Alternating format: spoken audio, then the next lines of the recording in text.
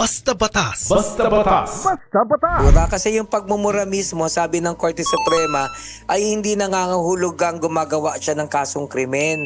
Kasi normally ang understanding natin, pag minura ka, it amounts to slander or at the very least unjust vexation, hindi ba? Pero ang sabi ng Korte Suprema, yung pagmumura daw is just an expression of anger.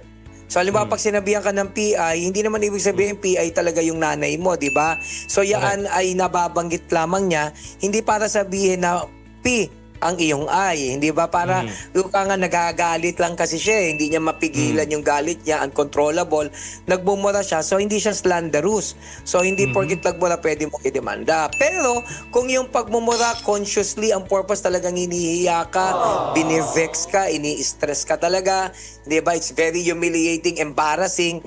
Then, maaari mong sampahan ng kaso yan na slander sa korte.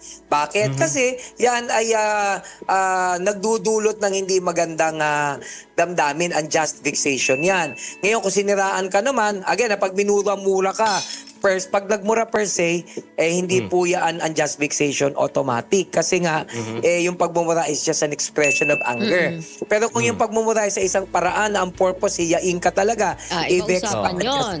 Yan.